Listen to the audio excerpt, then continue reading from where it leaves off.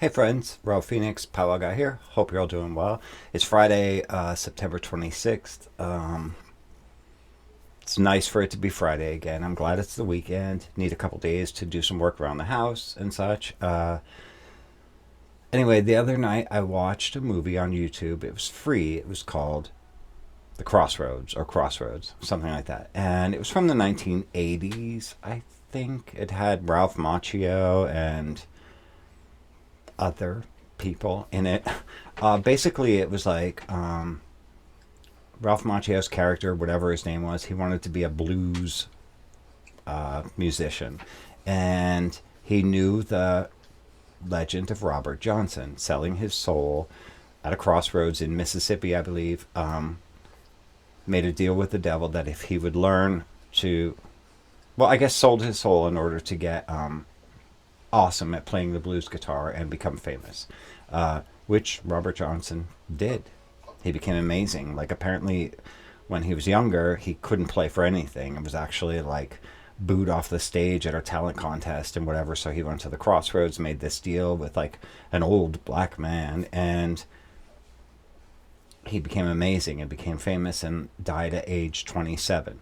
And so now there's something called the 27 Club, where all these like famous musicians are believed to have made their deal with the devil, like Kurt Cobain, uh, some of the I don't know, I maybe like Jimi Hendrix or something. I have no idea. But anyway, there are these musicians, these famous musicians that died at age 27. They achieved massive fame with their music, and then by 27 they were gone.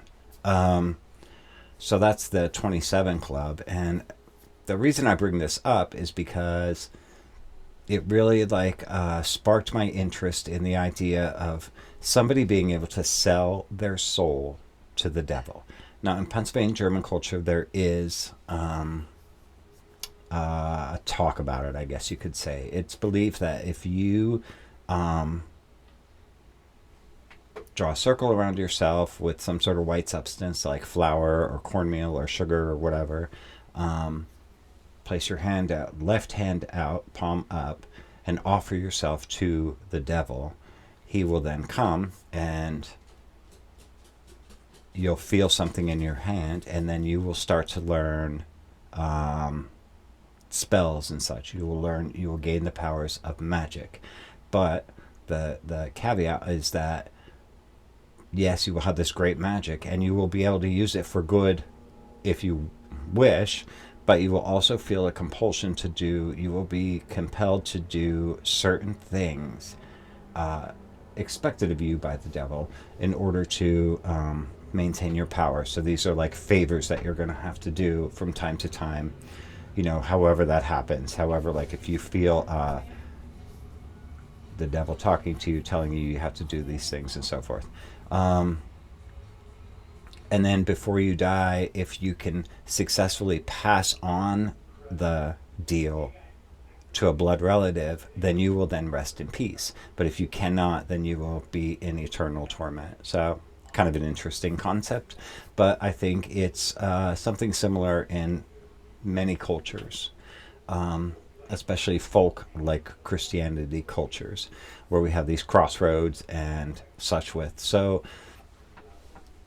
the purpose of this video is for us to discuss, like, is it possible, number one, is it possible to sell your soul? Is our soul ours to trade? There are some who believe yes. It's like the only thing we actually own is our soul, and we can bargain with that. And there's some who believe no, our soul belongs to God. It's not ours to bargain with.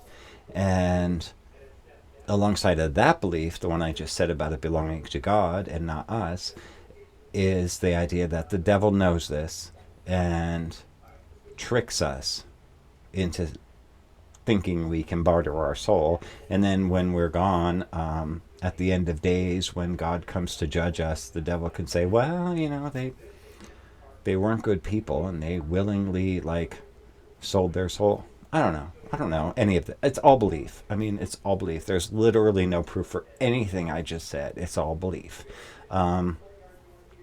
But but it's a very real belief for a lot of people through the centuries. It's not a brand new thing. So you have, like, let's go back to Robert Johnson, just because I'm fascinated by his story. Uh, he supposedly traded his soul for this skill. Now, some people in folklore, they've said that there's like another cemetery in Mississippi where there were two benches, and he would sit at one and the devil would sit at the other, and like, well, not even necessarily the devil, just like this older black man would teach him how to play the guitar. And I'm not sure. I think that takes us into the realm of just like local legend and such.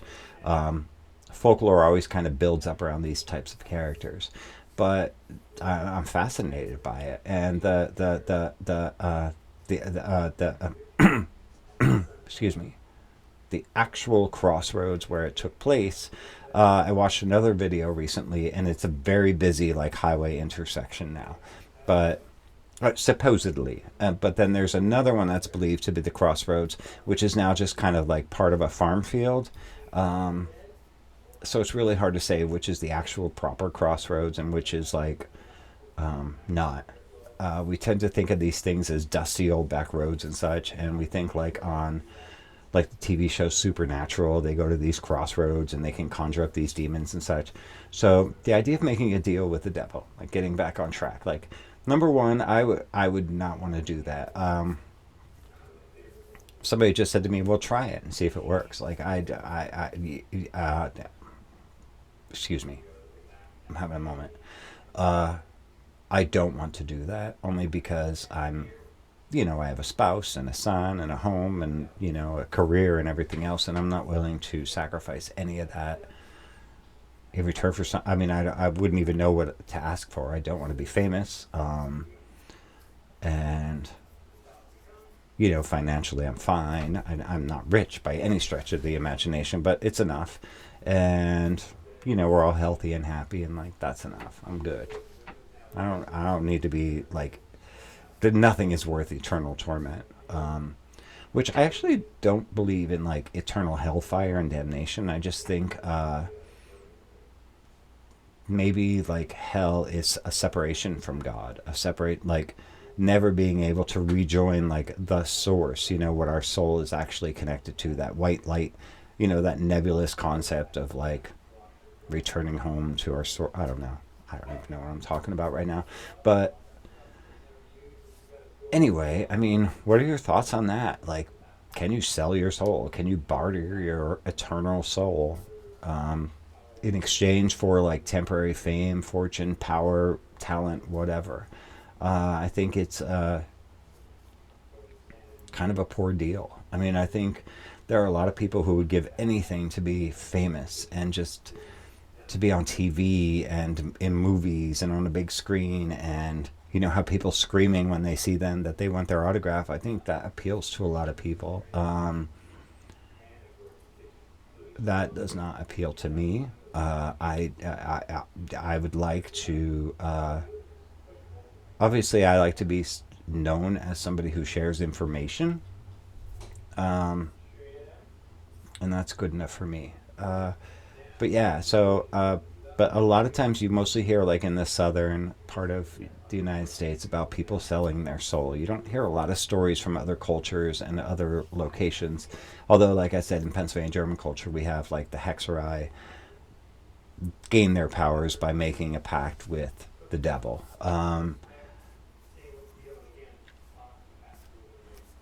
It's definitely an interesting discussion, and a lot of people are tempted to say, well, I don't believe in the devil, I don't believe in the Christian concept of this. Well, then this discussion's not for you. It's for people that because the people that do these things very much believe in that. They very much believe in God and Christ and the devil, and they totally understand what the consequences could be for doing such a thing. But to them, the short-term fame, power, riches, whatever, is worth it. Anything to make this earthly life, I guess, better. So anyway, it's a fascinating subject. I mean, again, it's all just various beliefs and such. There's no proof for any of it, but it's an extremely interesting discussion, in my opinion. And I think it's a conversation worth having.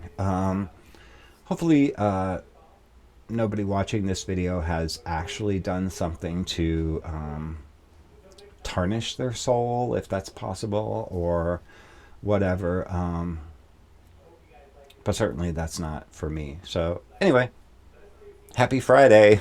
Hope you're all doing well. Hope you have a great weekend. I do have some stuff planned for this weekend, and looking forward to it. Josani's going to homecoming, so that was fun, getting a suit and all that stuff for him. But that's it. So if anybody has any questions, comments, concerns, or would like to keep the conversation going, because I think it's an interesting discussion to have, let me know down below. That's it. God bless you guys. Love you all very much. We'll talk again really soon.